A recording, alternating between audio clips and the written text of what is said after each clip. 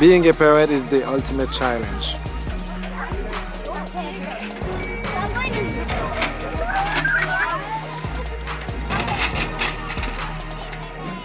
This isn't for the faint of heart.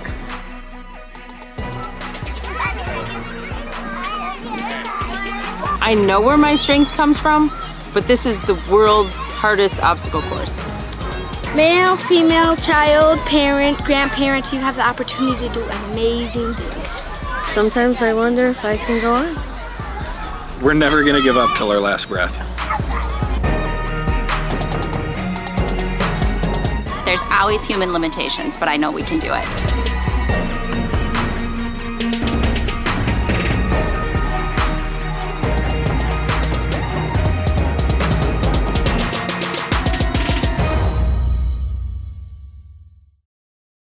So I was reading a story this last week, and it's found in 2 Samuel chapter 13. And Amon, some of you know the story, but Amon, who's a son of David, falls in love with Tamar, and Tamar is his half-sister. Same dad, different mom. So what he does is he talks to his friend named Jonadab. And as I was reading that phrase "friend" really stuck out at me. Now, Amon had a friend named Jonadab. And here's the point. Your friends, my friends, our friends, will either make us or help us to be the people that God designed us to be, or your friend, my friend, will actually help be one of the reasons to not be the person that God meant us to be. Your kids' friends, same thing. I mean, they're either going to help them be successful in the things that God has called them to be, or your child's friends or young people's friends will actually be a hindrance to the things of God. How many found this to be true? And so the importance of friends can't be understated. Who are you allowing to speak into your life? Who are you allowing, if you're a teacher, to speak into young people's lives? Who do you allow to influence you, to persuade you, and so forth? So we've been talking about this team last week, that American Family Ninja Warrior. How do you raise young people? Last week we said, hey, it takes a team. And so the things that we talked about last week was that, if you're married and you have kids, man, you guys should be on the same team. You like partners, bam. And you like that should be your life helper, right? So if you're married, that's where it should be. The church is another team member. And so if you don't have kids, we said last week, welcome, you have all kinds of kids. And so you are a family of God. If you're a believer, your brothers and sisters in the Lord, congratulations, your family just exploded. Yeah, and so treat us accordingly. And then the third thing that we talked about last week as a team member is the Bible talks a lot about finding a mentor. Finding someone that can speak into your life and someone that you can speak into their lives. But today we're going to talk about really the fourth part of that team is a friend. A friendship. Yeah, friendships. We all need friends. God designed us that way. He wired us that way. We need companionship. We need each other. We just can't make it alone. And Scripture shows us that friendship is God's idea. In Proverbs, it shows us that a man of many companions may come to ruin, but there is a friend who sticks closer than a brother. Kind of our theme verse has turned out is Ecclesiastes 4:9 talks about two are better than one. And we know that's not just marriage, but friendship. Two are better one because they have a good reward for their toil. And then Proverbs 27:6 says, faithful are the wounds of a friend, dangerous are the kisses of an enemy. So just because you're friends doesn't mean everything's going to be great. There's going to be hard times and difficult and hard, honest moments. Like when we first got married, my best friend, BFF. What's the issue with clothes on the floor? Right? And so she kept saying stuff like, Jason, pick up your clothes. Jason, pick up your clothes. Right? Yeah. And it was kind of a wound. And it took me for a while. Maybe I'm still, no. She says no. I mean, the basket's right there in the clothes. I think I do a great job, but so maybe I don't. Close. You're really getting closer. But anyway, it took a while for me to realize that she wasn't my enemy by trying to correct me. She's actually my friend. Okay. That wasn't in the notes, so it kind of threw me off. But God designed us for that. But we're in the age of social media, and I kind of envy people that remember life before social media. Yes. Oh. Like I believe our kids 16 and under kind of don't remember life before social media. 20 and under, maybe. Yeah. But it's just crazy because I kind of envy that. But with social media, it gets a little confusing. Who is your friend? Who is not your friend? Yeah, for example, I could say I have 1,500 friends on Facebook. I have 200 friends on Instagram, and I have 75 friends on Snapchat. That's a lot of friends. He does not have 75 friends on Snapchat. I think he has 2. I have 2, and I can't even figure the Snapchat. I don't get it. I don't get it. So it can be confusing who really is a friend. Yeah. Webster defines friend as a person whom one knows and with whom one has a bond of mutual affection. You can't have that bond with someone that you only talk to on social media.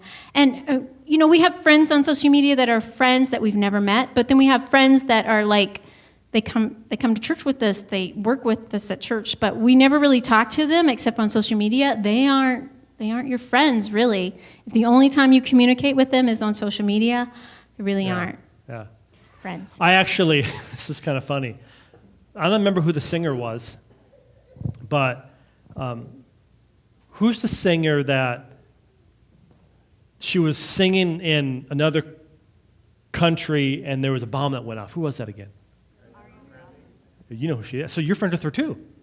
So I actually, I've been praying. I really have been praying for her. And so I sent a message to her saying, hey, I want you to know I'm praying for you. Like, I friended her. And I thought she replied. I was like, what?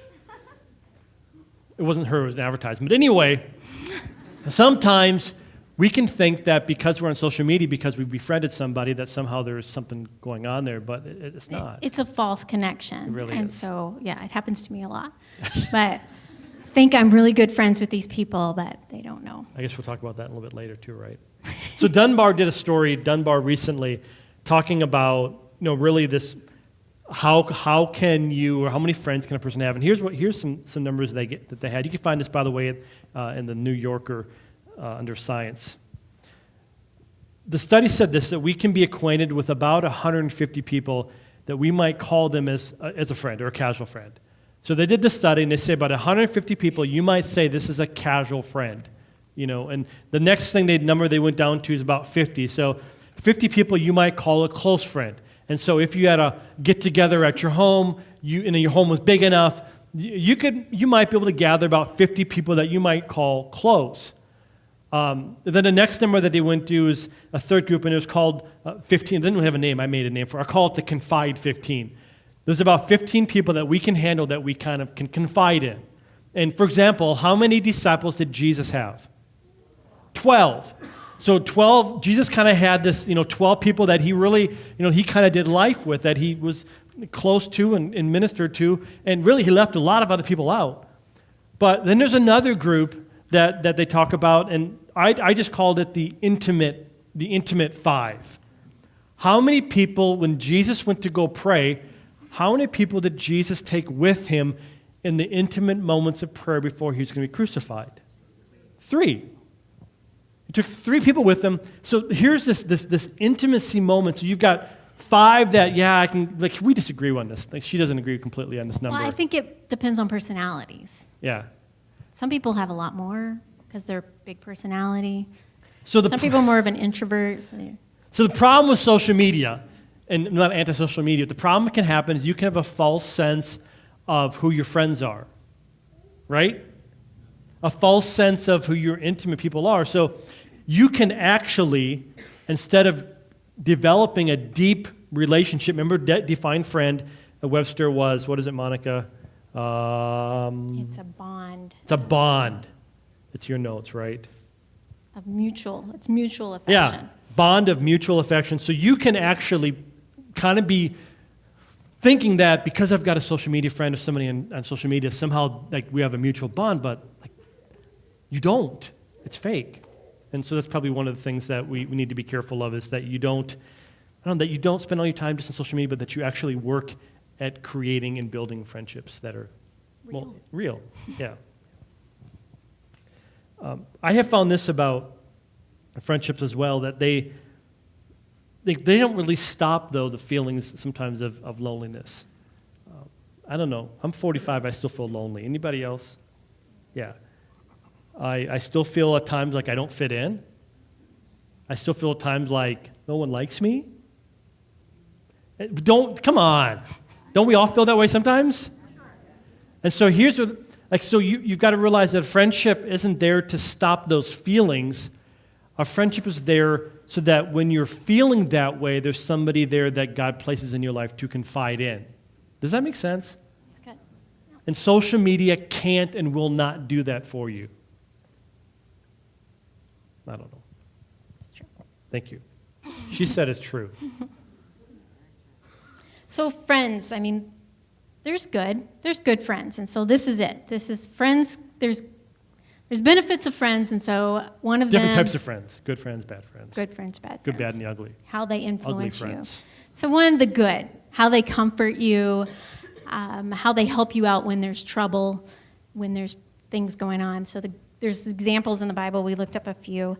Barzillai consulted David when he was being hunted by Saul.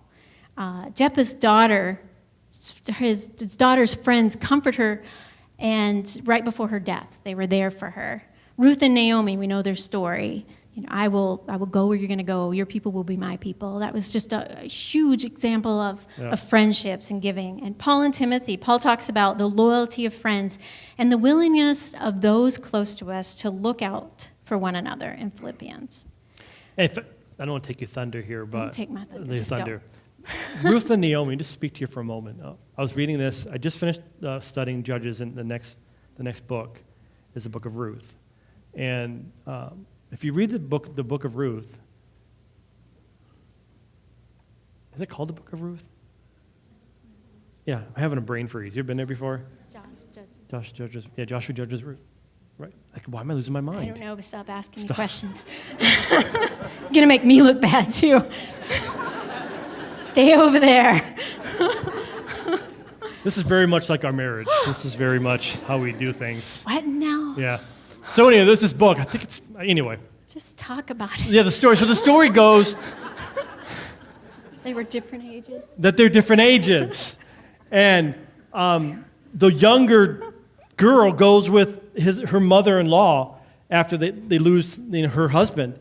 And I love the fact that they connect. And here's my point that Monica's trying to get me to go to is, It's good. listen, this whole idea that when it comes to friendship, that you have to be the same age is just garbage. That's a American cultural lie. Mm-hmm. I mean, you're finding friends, as we'll get to in a little bit, of people that connect with you, that are like you, that similar values. Some of what I would call my closest friends are probably in their 60s, and I'm only 45. And it's not just because I want to retire anytime soon. It's because I don't know. Maybe it's because they're immature, but here's my point. Find people that don't look at just their age, but look at, where you're connecting together. Does it make sense? So get rid of this idea that, we're of a different, what do you call that? Generation. Different generation. We're just not that generation. That's just garbage. Right. Keep your options open. Yes. And look for a connection more than just, are they in my age? Do they have kids still at home or whatever? Yeah. So we have, is it my turn yet? Sure. We have good. Sure. Am I missing something? No, it's just. I was just going to say, just because just because you have friends that are good doesn't mean sometimes they're going to have to speak into your life with things that maybe you don't like. So it's not like they're going to just be like praising you all the time and telling you how wonderful you are and your choices are great. Yep. But sometimes it's going to be hard. And I was just going to mention that in Proverbs 27:6, a friend may also rebuke in love, proving more faithful than hypocritical flattery. So a friend might look like a good friend just because they're just very flattering. They're always complimenting you. They're like a yes man. You're so awesome. Yeah. But that doesn't mean they're a good friend. A friend's gonna be able to rebuke and love, and it's gonna be because they love you. That's Yes. all I was gonna say about good people. Yes. Yeah, no, she's like, go ahead, that was good. That's good. The bad. So you have good friends and you could have bad friends. Sometimes supposed friends can lead us astray and actually turn us away from God. Going back to the story I started with, when Ammon comes to Jonadab and says, hey, Tamar is just gorgeous and hot, and what should I do? Jonadab should have said, Ammon, come on, man. First of all, you have the same dad. That's just gross. But anyway, whole other side. I should have said, listen, God's in control. God has the perfect person for you. Trust God. Isn't that what Jonadab should have said? He should have said, Amen, you're crazy. You're just emotionally tied in at the moment. This is not a good idea for you. This is not the right thing for you. Serve God. Trust Him. He hasn't led you astray thus far. He's going to be faithful. But that's not what Jonadab does. What he does is says, hey, why don't you lie?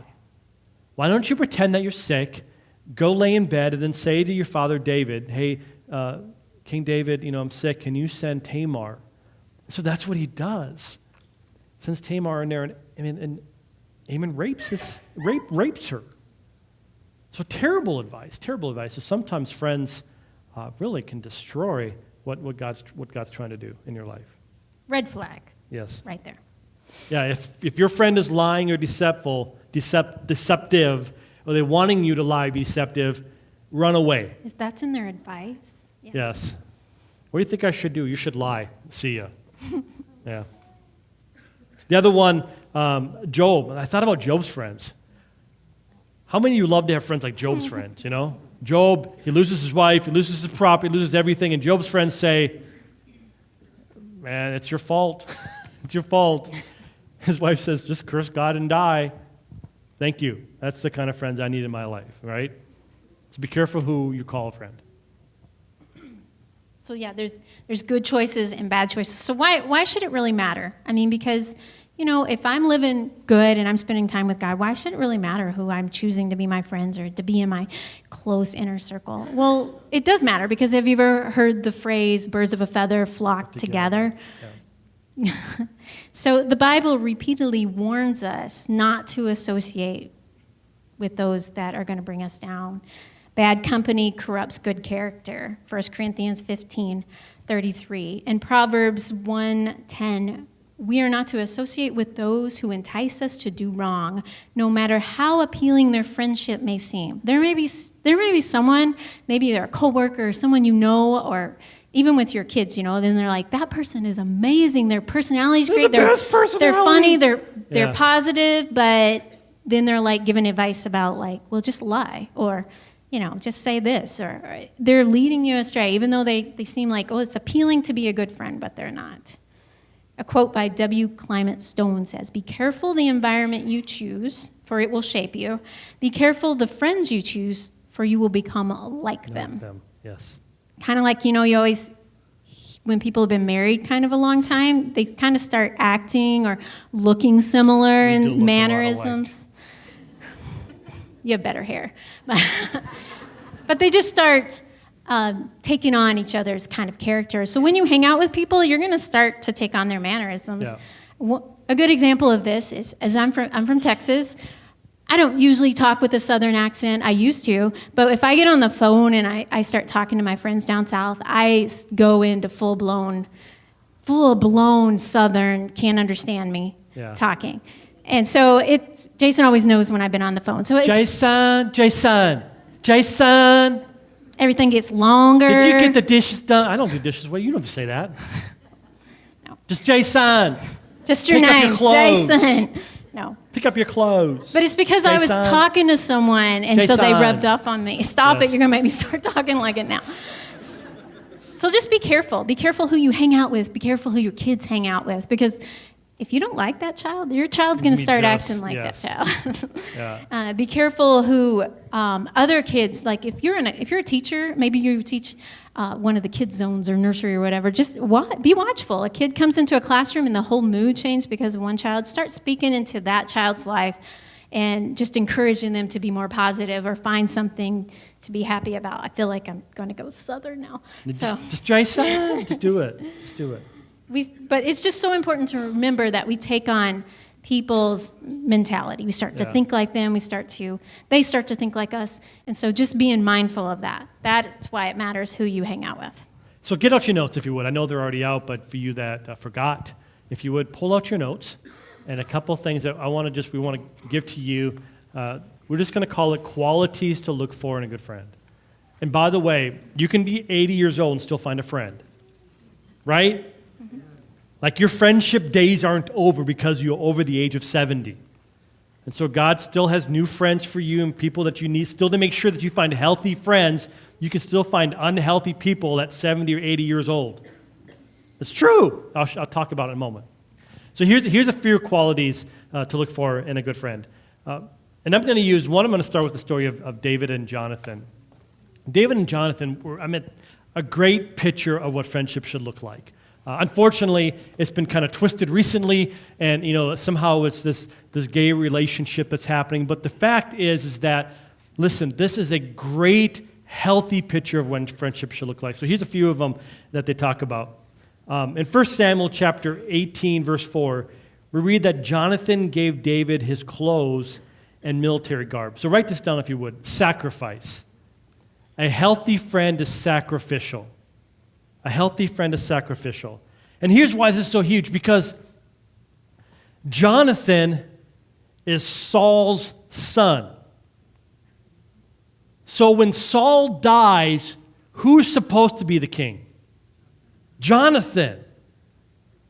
But Jonathan recognizes the hand of God on David to such an extent that he actually gives him his garb, his military stuff, and he says, listen, I recognize God's hand on your life. Right now it's not about me, it's about what God wants to do in you. That is a great friend. Good. Find friends that are willing to sacrifice and look out for your benefit, not just their own. Make sure your kids, the people they hang out with, are people that are willing to sacrifice from one another and not just look out for their own benefit. And I know it can be tough when kids are younger, right? Because everybody's kind of selfish, and we kind of fight that our whole life. But make sure that they're sacrificial. Number 2 is found in 1 Samuel chapter 19. And we read that the key word here is loyalty. So any notes, write down loyalty. We read of Jonathan's loyalty toward and defense of David. So Saul says to all the people, hey, go find David and kill him. Go find him, kill him. And Jonathan steps up and says to his dad, the king, whoa, hang on a moment. Don't you remember how David fought for you? Don't you remember all that David did for you? Sometimes, church, it is hard to find a friend that is loyal. A friend that isn't going to turn their back at a whim. Or probably even worse. Have you ever been with somebody that, like they're talking about your friend in a negative way and you don't say anything? Like they're shredding your friend and you don't say anything. Like that's terrible friendship. So look for people that will stand up and say, whoa. Hey, you may have issues with so-and-so, but that's not accurate. I'm not going to let you talk about my friend that way. Isn't that a good friendship? Right? Even, maybe more social media. Social media is stupid because you can say whatever you want to and whatever you want to say and no one says anything different. So I don't know. Look for a friend that is sacrificial, is loyal. Sometimes you'll see kids, this drives me nuts, when you'll see kids, they'll be with one person because it's convenient, You know I'm going to go? And then all of a sudden, like, somebody else comes by and they totally ditch them. And they're with this person. Have you seen that before? So if you're a member of the church as the family of God, if you see that happening in your ministry, don't just blink an eye at it. Talk to the person aside individually and say, hey, listen, man, you're not being a good friend. If be loyal to your friends. Does that make sense? Mm-hmm. So it's all of us training, helping young people to grow to be the people that God has called them to be. Number 3, and I'm going to move to 1 Corinthians 13. Sometimes we look at 1 Corinthians 13 and we think of it's just like a marriage chapter, you know. We got to love my wife, honor her, sacrifice for her. But actually, it's a concept of what love looks like. So the same qualities are there for friendship. Things like love is kind. So when you're looking for your friend, or you're trying to equip somebody, or you're being a friend, ask yourself, am I being kind? Am I encouraging, or am I always tearing and shredding and ripping apart? Honestly, this is the truth. Some of my enemies are nicer than some of the friends that I've seen.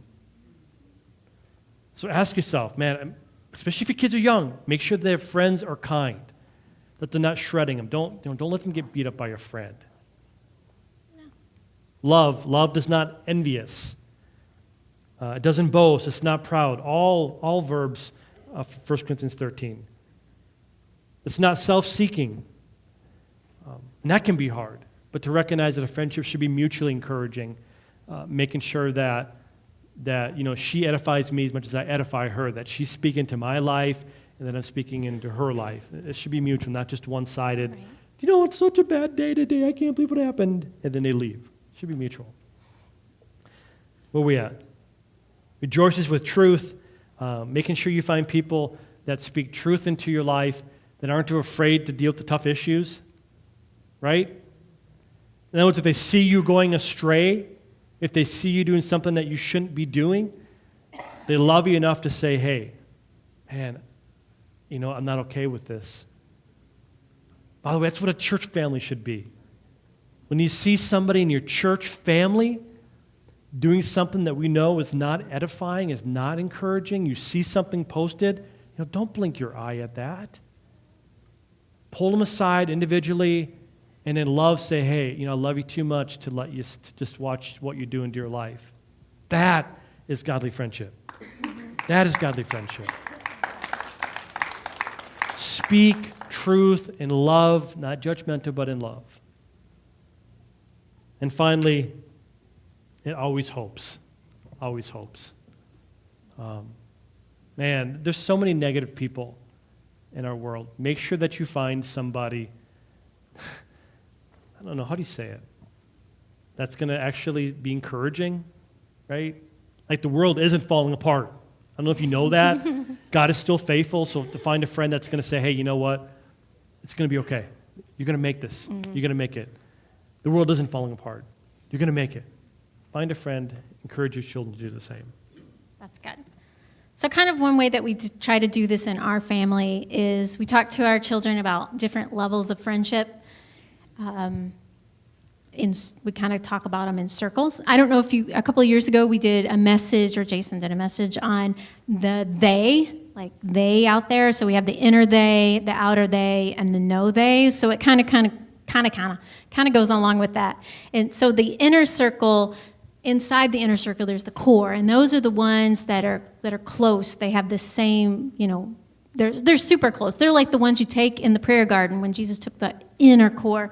And then the next level of the circle is the inner circle, and those are ones that have the same morals, the same principle. It's same as the core, but it just broadens it a little bit. Same values, same goals, same direction. And then there's the outer, or the outer circle. And so these are more like, you're friends with them at school, you're friends with them at work. You could, be with them at a ball game or something, but they're not having the same values. They're not going to give you the advice, godly advice, direction. They're not going to speak into your life that way. And then there's the way outer, the no circle. The no circle. They're in the square. Yeah. God does call us to be light to everyone and to be friendly. And it's not that we should just walk through mire and have our head down and not say hi to anybody, but we need to be friendly and realize who we're going to be intimate friends with. And so we need to be mindful of that, this different circle levels. And so that core is your tight, your close. I would say the core, with that inner circle friendship would be the inner circle and the core connected together, right? They are, but Yeah. there's a little But bit. they're all believers, though. Yeah. Within that inner circle should be believers. Sure. Yeah, that's exactly right. And so in our family, we talk to our children about that. Be careful who is in that inner core, in that inner circle. Be careful who you're hanging around with there. And one of the way we kind of do this is, I think we said last week, we're not a big fan. We like kids to hang out, but we're not a big fan of kids going to other people's houses and No. spend the night. And so they have to be really in that inner core if we're going to do it. And we don't even really like to do it then, but No, I don't like it at all. Everything that I did bad, it was after 11 o'clock. Her story's different, but I'm like, after no, they can't do anything after 11 that they couldn't do before 11. I'm just not a big fan of it. I don't know. Bad dad. no, it's good. I mean, you want to protect your children, but even if it's like, we just figured, they can go and hang out and then come home and Yes. get their rest so they're not really crabby I'll the pick next them up day. at midnight. I don't care. Yeah. But But that's kind of our gauge. And we've had those talks with parents where they've wanted our kids to come over and it's really uncomfortable, but I'm just like, well, I don't even know you. I've never met you till today. And it's really odd. I mean, I think I remember one time we just said, well, once we get to know you, have dinner a few times, then we'll start letting get to really know you. And they said, that's fine. Our kid can just come to your house. They did True not. story. It Yeah. is true. They didn't want to be in the circle, but that's fine, and it is awkward. It feels weird. But just being mindful who is in that inner circle, because they're going to influence you, they're going to influence your kids. And this really comes into play a lot next week when we talk about those hidden obstacles, because it really, especially today in 2018, it wasn't like it was even 20 years ago. And speaking of that, I mean, I had some really great friends my junior and senior year. I had 5 friends that were we're tight. We hung out, we prayed together, we encouraged each other. We were all going the same path. We all went to same church, same youth group. Our parents were involved in church. We all had the same moral values. And I don't know where my life would have ended up because I moved around a lot. So I was so blessed that they let me even attempt to get in their circle. And they did. And just, they led me. They weren't perfect. They made mistakes and everything. But just to have kids or teens to pray with and move in that way. And my parents felt safe when I went to their house and when they came to mine. So just having those friendships. One thing that we talk about is when you're looking for friends, be the friend you want. Yep. So think about what you want in a friend. That's easier than, I want someone to text me. Well, then text someone. I want someone to invite me to the beach or to lunch. We'll invite someone to the beach and lunch. I want someone to be there when life is tough and hard. We'll be there when someone's life is tough and hard. And as you do that, you'll say okay, this is a connection I'm making. And it might not be the one that you can go in, but just start being the friend that you want. And remember, though, that sometimes people already have their 5 or their 15. And so giving people the grace to know, hey, especially in the UP, right? Sometimes you've lived here our whole Guys, lives. we're born with each other. Yeah, so it can be really this. I don't know why I'm looking behind me, but it can be really hard to kind of get in.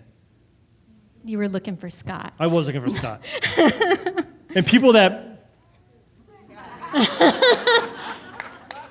I think he wanted to hug you. I did. People that move here often, it can be one of the most difficult places to live because everybody's so connected for life that to try to get in, even in the 15, is very hard. You can get into the 50 group, but the 5 or the 15, it's almost impossible. And I think kids, it's the same way. Like when our kids went to school, they already had their friends by 2nd grade. You know what I mean? So I think recognizing, Scott, that some of us weren't born. Well, you weren't really born here either, were you? But you grew up. But I grew up. You did grow up in youth group here, and all your little friends are here. All of Scott's friends, raise your hand. Youth group, Scott. There you go, Scott. You got Your one dad. way in the back. No one's confessing. Not me. I'm not. Only his father-in-law. but the point is that you got to work at it. You got to make the phone call. If it doesn't work out, If it doesn't then work just- out, don't give up, but you do need an inner circle. You do. Yes, Won't make it without it. yes. Where are we at? Oh, she said close. Before I can conclude, the second group would be the outer circle. And so if the first group is people that they know Jesus, this, and I'll make the sense in a moment, but they know Jesus, they love God, they're going the same direction as you, they're going to edify, build you up. That should be your inner circle people. Whether that's the 5 or the 15, or really, I even say the 50. There's another group of people that you would call the outer circle people. They're still part of your circle. Buddies, we're still circle people. But understanding that you may have things connecting with each other. Like we both work at the same place, we like the same style of music, the same haircut, whatever it is, there's a connection that happens. But you're both not going the same place spiritually.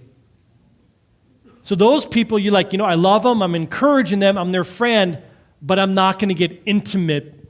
Does that make sense? Because that's where we got to be careful. Often we think, we think it like dating, missionary dating, missionary friendship. They don't know Jesus, but I'll get real close to them and hang out with them, and then they'll become like Jesus. No, usually what happens is like they're in the bar, and you're lonely, and you get along with them, so you go to the bar. And before you know it, you ain't doing so well, right? So inner circle, outer circle people you're still witnessing to, you still love on them, but remember you're light and salt, and stay light and salt. And then the last group is out of the north circle. Those are ones that you just don't know well, you don't click. You're still praying for them, you still love them in Jesus' name, but they're not in your circle. Is that it? Someone said amen. That's not very nice. They want to get to the picnic. Stand with me if you would.